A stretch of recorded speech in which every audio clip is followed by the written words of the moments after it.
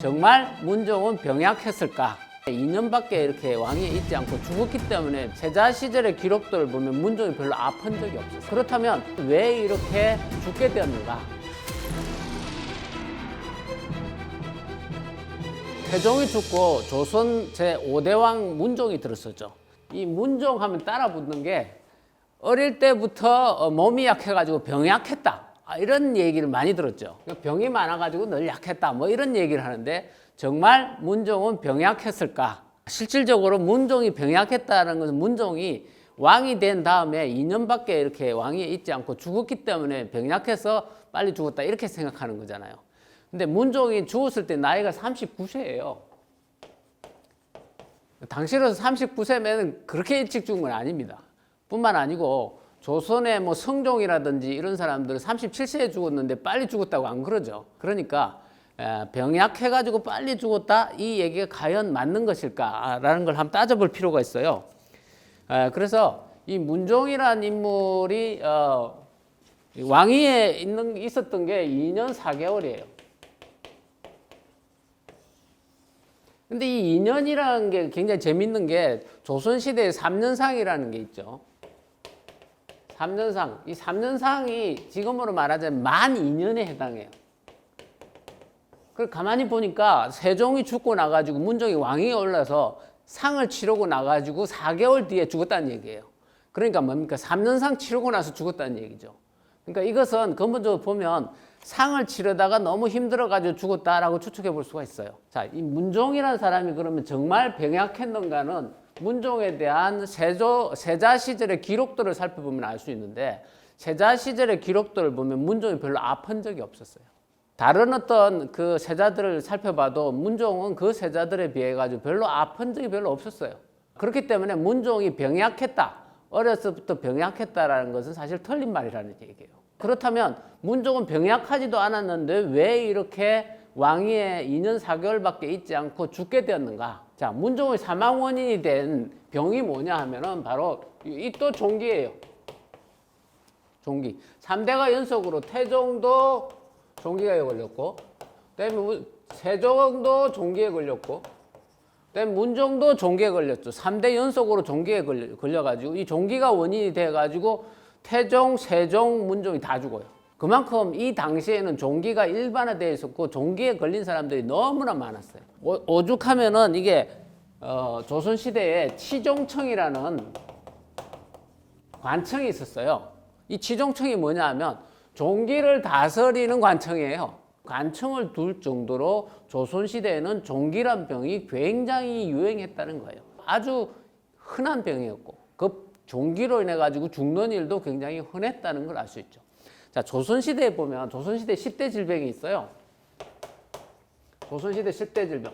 첫 번째는 뭘까요? 지금도 있어요. 제일 첫 번째는 감기예요, 감기. 지금 감기 아무렇지도 않게 생각하잖아요. 조선시대는 감기가 독감하고 일반 감기 구분이 안 돼요. 오죽하면은 저기 신하가 아들이 이 감기에 걸렸는데 의를 좀 보내달라고 얘기하다 세종한테 혼이 나요.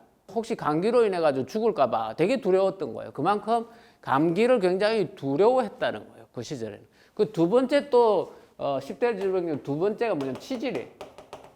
조선시대에 치질이 굉장히 유행했어요. 그래가지고 우암 송시열 같은 사람도 치질에 걸려가지고 아주 고질병으로 고생했고, 그 다음에 우리가 잘 알고 있는 주자라고 말하는 그 송나라의 주희 같은 사람도 치질 때문에 엄청 고생한 기록들이 있어요. 그리고 이 세 번째가 뭐냐면 중풍이에요.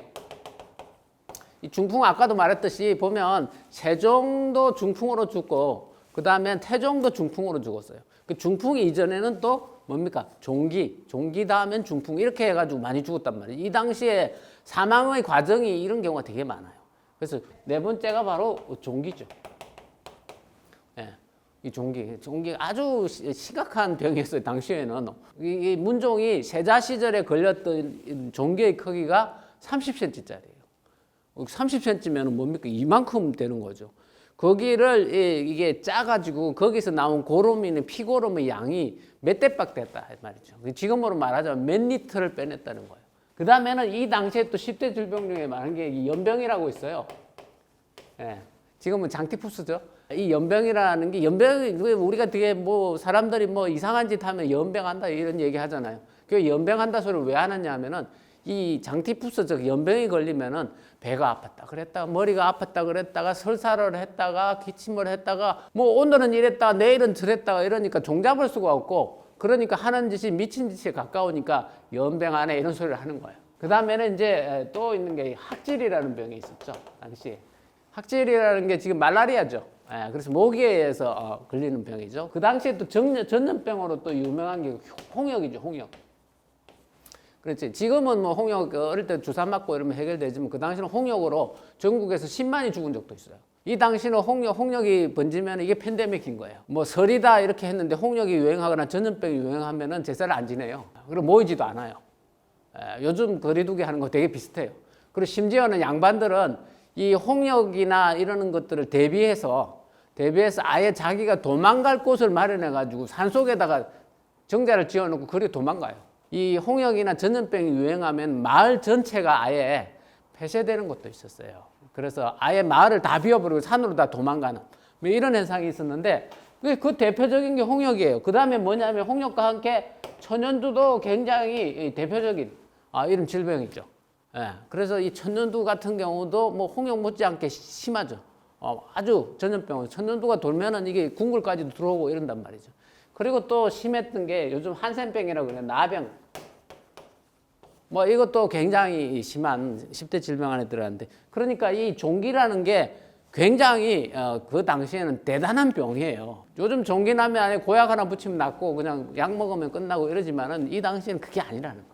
이때 1449년에 이제 세종이 늙어가지고 다 죽을 만할 때도 1450년에 세종이 죽었으니까 그러니까 이때의 세종 31년에 문종의 몸에 종기가 났는데 이때 문종이 나이가 36세예요 벌써. 제자 생활을 굉장히 오래 했죠. 그 다음에는 세종이 자꾸 아프니까 왕노릇도 굉장히 오래 했어요. 그러니까 문종이 사실은 이게 왕위에는 2년 4개월밖에 있지 않았지만 세종의 그 후반기 시절에 한 15년간 정도는 이게 문종의 정치예요. 그러니까 문종이 실질적으로 왕노릇한 시기는 한 17, 18년 돼요. 그러니까 그렇게 빨리 죽은 게 아니라는 얘기예요. 문종이 그러고 그렇게 병약한 사람도 아니었다는 얘기예요. 우리가 흔히 이제 문종이 병약해가지고 안 좋았는데 문종을 왕위에 올리는 바람에 그 어린 단종이 올라가지고 나라가 엉망진창이 됐다. 세종이 제일 잘못한 게 그런 거다 이렇게 얘기하잖아요. 근데 사실은 그게 잘못된 얘기예요. 그래서 이때에 이제 세종이 이런 명령을 내려요. 세자의 질환이 여러 날이 되도록 낫지 못하여 내가 심히 염려하니 오늘 11월 초 1일 이전에 이 죄를 범한 그러나 간음과 도적죄 외에 그런 죄인들은 전부 다 풀어줘라. 그래서 이게 지금 우리 세자 좀 낫게 해다오 뭐 이런 사면령을 내릴 정도로 그만큼 이 세자의 병이 처음에는 이게 어느 정도 뭐 30cm 되는 걸 해가지고 제대로 낫지 않은 상태에서 치료를 안 했기 때문에 이런 현상이 벌어졌다. 뭐 이런 얘기를 세종이 하게 되죠. 그러고 나서 이제 그 30cm의 그 어떤 그 종기가 고쳐지게 됩니다. 그러고 나서 한동안 괜찮았는데 세종이 죽을 무렵에 또 종기가 또 생기죠. 문종이. 그래서 문종이 종기가 생기는데 이때의 종기 크기는 지난번에 한 절반 정도 된다 그랬으니까 한 15cm 정도 되는 거죠. 그러니까 지난번보다는 좀 적어요. 그러니까 30cm 걸렸던 게 완전히 사라진 게 아니라 또 발생한 거죠. 15cm 되는 것도 여러분 몸에 15cm 종기 생겼다고 한번 생각해 봐요. 엄청나죠. 그러니까 15cm의 종기가 허리라든지 심지어는 종기 중에 제일 위험한 게 뭐냐면 면종이라 그래가지고 얼굴에 나는 거예요. 얼굴에 나는 종기 굉장히 위험하고 그 다음에 허리 쪽에 나는 종기 굉장히 위험한데 이 허리 아래에 종기가 났어요. 그 다음에는 겨드랑이 쪽도 굉장히 위험한데 허리하고 겨드랑이 연결이 되어 있고 임파선하고 연결이 되어 있는 쪽이 아주 위험하죠. 그런데 이게 한 15cm 정도 되는 거예요. 그래가지고 이 15cm 종기 때문에 굉장히 힘들어하고 있는데 그때에 세종이 돌아가신 거예요. 세종이 돌아가시니까 세자로서 어떻게 해야 돼요? 국장을 이제 치러야 되는데 종기가 이렇게 막 발생한 몸으로 이제 이게 빈소죠. 빈전을 지켜야 되는 이런 처지가 나오고 빈소는 따뜻하지 않아요. 바닥이 차단 말이에요. 종기는 이게 냉기가 되게 위험해요. 근데 그 냉기를 쐬면서 그 찬바닥에서 그 빈전에 앉아가지고 고골하고 앉아 있으니 이게 안 좋아질 수밖에 없는 거죠. 그러다 보니까 그 과정에서 뭡니까? 종기가 자꾸 심해진 거예요. 이게 치료의 기회를 놓치기 시작한 거예요.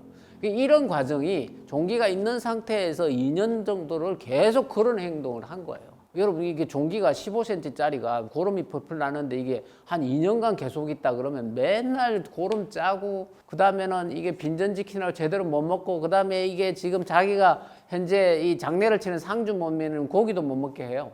예. 그러니까는 먹는 거 부실하죠. 그 다음에 제대로 못 짜죠. 그 다음에는 치료 제대로 못 하죠. 이런 상태가 2년 동안 지속이 된 거예요. 그래도 3년상은 치렀단 말이죠. 예. 그러고 났는데도 아직까지 종기가 남아있으니까 그 당시에 전순이라고 하는 그 의사가 있었어요. 의인데 이 의가 이제 나름대로 약을 개발해 가지고 이 처방을 내려 가지고 치료를 했어요.